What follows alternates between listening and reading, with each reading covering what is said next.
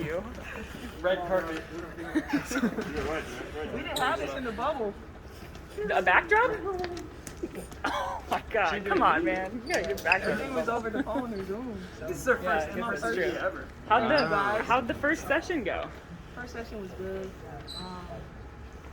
I was really impressed with the guys' ability to kind of grasp some of the concepts, despite the fact that it was very short notice. I thought they did a really good job of grasping the concepts and then applying them in the game, which is good to see. That's a wrinkle that we threw in that we hadn't done in years past, and it helps us evaluate a lot better to see how they process information, because that's a big part of it. I was gonna say, what do you look for? And are you looking for just like pure talent and ability, or ceiling, or like you said, the ability to kind of pick stuff up on the fly? Obviously your talent will separate you, but I think honestly more so your character, your approach, your ability to process information on the fly is probably what separates it for me. In addition to skill level, obviously, but I think that's something that helps us as a team and an organization. Is if one through 10. Because in the G League, your 10th player might get in the game. Yeah. So they've got to be just as capable or ready to be able to do so. So like it helped us kind of weed out players that just may not, or just may be a little bit raw.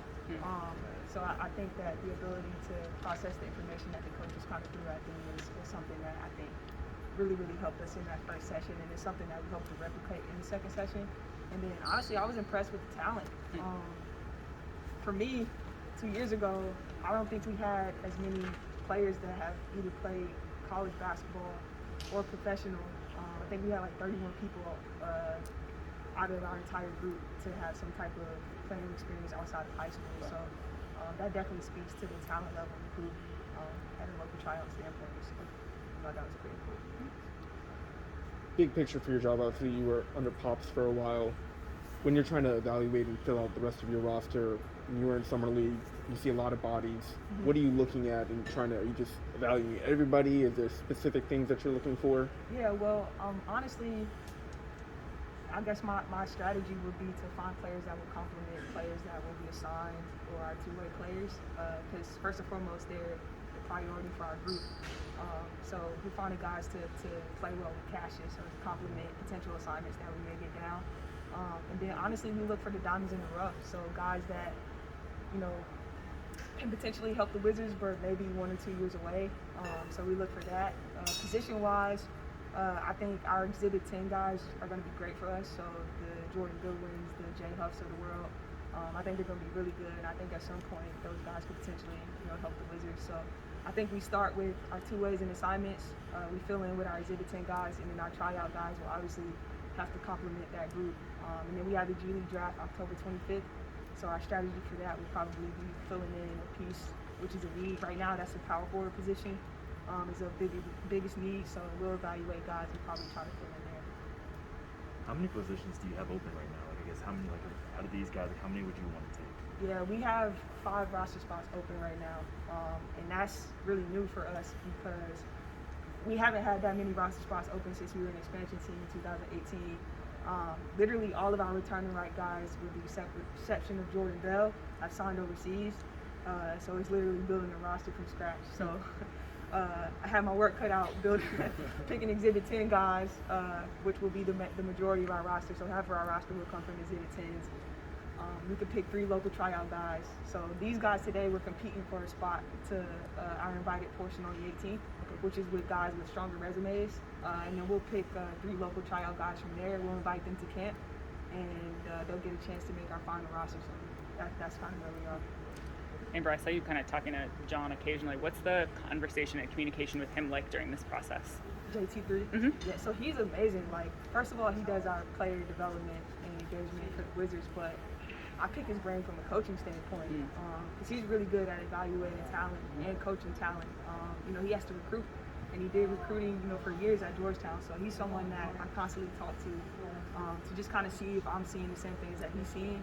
And he's someone that I kind of look to as a mentor, so I always go to him to just, make sure that we're on the same page. And then I was also talking to him about the fact that the Wizards are in Toronto and the Go-Go are there too. So to further sort of integrate us, I was asking him if we could bring our team to the Wizards game. because some of them may not have ever been to an NBA game before. So it's important that we don't just expose them here, but we expose them on the road also. So I thought that would be pretty cool. Nice. What's the, good. There you go. What's the evaluation period? Like, I didn't really see any camera setups. Was it just like you guys are taking notes as it's going on, or how do you kind of evaluate? Yeah. So it's very live. There's no cameras set up in here. All of our second spectrum stuff and film stuff is set up in the practice facility, and we decided not to use the practice facility this year because of COVID restrictions, and we wanted to be respectful to the Mystics and their process. They're still in season. So everything is live, but you saw me and Mike walking around. You saw us huddling up together. So that was us talking and evaluating guys. And you know what we did that last game was we picked who we felt like was the top 12 players, because it presents them in a different light when we're playing with players of better talent. So we wanted to give them a chance to expose them to better talent and see if they were able to play a little bit better. And those guys did. That last game was probably the best game all day. So I thought that was pretty cool. So yeah, and then I also talked to my coaching staff also, because they're on the ground with the guys, so they can kind of see how guys are processing information in real time. They can see how coachable guys are, which goes into the evaluation process. So they're a big part of it too. But for the most part, it was me and Mike just kind of huddling up and just saying like, okay, did you like this guy? And we just cross-referencing our list, and we literally had the same list. So it kind of shows that we see things kind of the same way, which is pretty cool. One of the things we've already touched on, which I thought I was going to ask the question, but I'm going to go back to it a little bit to kind of expand on another idea. I thought the setup and the transition was excellent from like stretching exercises to the final game. I thought that whole played out very well. But I was going to ask specifically with regard to the drill between the offense and the defense. I mean, that's really, as far as you can get all these people together in one point, the hands-on training that they'll need, and that's probably the only little bit they'll get, you know, if they make the team or not. I mean, if they don't make the team.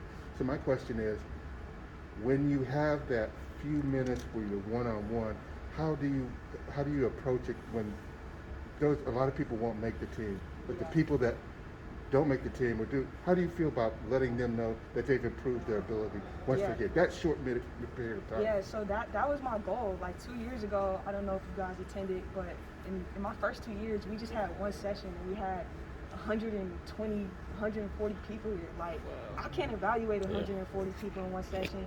And honestly, like, I wouldn't have paid $200 myself to be one of 140, knowing that I really didn't get a chance to showcase myself. So I went to our business team and I was like, no, we're not doing that this year. We're going to make it 4 sessions. We're going to cap the sessions at 30. We're going to have everybody on one court, so everybody's evaluating at one time, and I can see everybody. Like, I could probably tell you the name of every person that tried out for us in the first session, and that's what I wanted, because I wanted them to really, really have a chance to really show us what it was that it can do.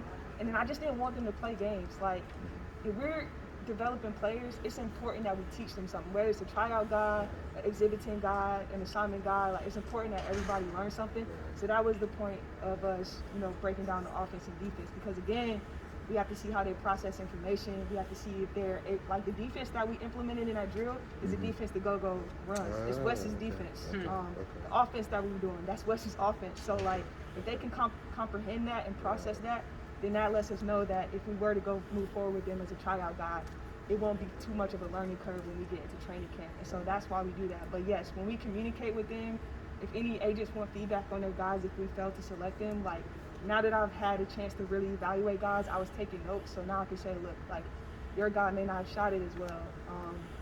Your guy really wasn't in shape, or your guy didn't get out of screen and roll, fast enough. Like, your guy didn't handle the ball very well. Your guy didn't pick up full court, and he's under 6 foot. That's something that we have to do. Those are the type of feedback that I think that we can give to agents and players if they call us. Like, I'm always, an open door policy. Like, I don't want people to feel like they paid their money and they didn't get any sort of feedback back. So like, I'm very adamant about that, and that's why I made sure to like speak with some of the guys before they left to let them know that like, no, like, we appreciate you taking the time to come and try out for us. Like, that's important. It's how you treat people. So that's kind of my approach. Amber, you mentioned Mike. How long have you known him, and what do you feel like he's gonna bring this year, since you got a newbie? Yeah, so I've known Mike for a couple of years now, since I've been with the Wizards, but we really, really got close in the bubble, because we went down there and like, just us managing the team together and us just like dealing with a lot of adversity down there. It wasn't our system. We had 5 guys down there that had to adjust to a completely different system, adjust to their expectations of playing time. So that's something that we kind of handled together, and we grew together from that. And honestly, like before he was announced, like he and I was already planning as if he was going to be the head coach. So we started coming up with our philosophies, our culture, and we was like, oh, let's do this, let's do that. So like. So when he was hired, you were like, yeah, good. I had to contain my excitement when Tommy came to me in Vegas and was like, you know, what you think about Mike being the head coach? I said yes. Like, we just, you know, garnered so much momentum together. He's going to be great.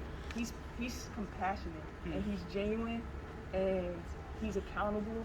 And I think those 3, you know, traits are going to take him very far as a coach. And he just has a good way of just communicating.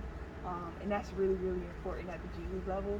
And again, like his just attention to detail, which is also like a staple for Coach West. It's just their attention to detail. Like they don't want things done the wrong way, so they'll go back and correct them. And so that's something that's important. And so I think all of those things like paired together is gonna make him a great coach in his first year. Like I was impressed with him in the bubble when he coached those 2 games against probably 2 of the best G League coaches in the G League. Those were the games he picked. He wanted the 2 hardest games, and both games were close. And so I feel like he's going to be great. And we work well together. We have a great staff that's surrounding him, and we are very, very empowered by the Wizards. Like Wes empowers Mike, Tommy empowers me, Tommy empowers the both of us. So just those 3 things working on our behalf, I think is going to make for a very, very good season. How many new assistant coaches do you have? We're going to have 2. Okay. David was with our staff 2 years ago, but we're going to have 2 new assistant coaches. The bubble was obviously so different. Now going into hopefully a more regular feel of a season, is there anything that you want to be like, okay, this is the impact I want to make on, you know, this club and organization? Yeah, honestly, like my very simple goal is that every player 1 through 10 is better on the end of the season than they were at the start. And so that includes implementing a player development plan for every player. And being very intentional and organized about that. Like I want them to be able to see where their numbers were before the season starts, and then see how they improve, and then just allow that to be a takeaway from them. And then also the staff that I hire, like I hope that they grow. Like 2 years ago we had Jarrell, Christian, and Chasen Allen. Jarrell just got named the head coach of Maine, and I think Chasen is also going to be a head coach this year too. So it's important for our staff to keep growing. And then I want to be known for finally, you know, getting a large crowd here to support the Go-Go. Like that's something that, you know, we haven't really done my first 2 years. And so it's important for us to connect with the community that supports us, the community that's around us, Ward 8. Like that's very, very important to me. So that's something that I want to be known for with the Go-Go. Just one more question. Yeah, the last question. With regard to the evaluation, when you one of the things I picked up on is, you know, basketball players, the minute you say 5-on-5, the intensity level raises here. How do you, and this is hard to evaluate, passion, ready to get to it aspect of that? Is that part of your evaluation, or you just assume that everybody's self-motivated and they can? Yeah, no, like level of intent and approach is very important to me, because in the G League you play 50 games. Like our schedule this year, like we have 11:30 a.m. games. We have back-to-backs. Like, so if you don't really truly love basketball and you don't get up to play every game, like that's something that we're going to notice right away, and that's something that we have to adjust because it's important. And the same thing for our 2-ways and assignment players. Like, if they don't approach, you know, the G League, you know, with the passion to just want to get reps and play and just learn, then it's going to make, you know, it tough, you know, for them to get better also. So that's something that, you know, we definitely evaluate. That's something that we talk to the guys, but in my years, I've never had a problem with that. We've had competitiveness from player 1 to player 10. Like, and training camp is going to be a battle, and I'm super excited. Like, Mike is every drill is going to be competitive. Every drill is going to be win or loss. So like, and there's going to be repercussions for the loser. So like, it's going to be super competitive, and so that's something that, you know, we pride ourselves on here. That's something that we want to be a staple of the Go-Go too, is because we want that fire, that energy to reflect, you know, the community that supports us too. And that's what DC is. It's like you can go outside to a park and just see guys getting after it, like picking up full court in the park. And so that's what we were telling the guys out here is like pick up full court, you know, make the right play, like play hard, because you only get one chance to really get evaluated. So it's important that you do those things. Okay. Thank you. Thanks, Amber. Thanks, guys. Yeah,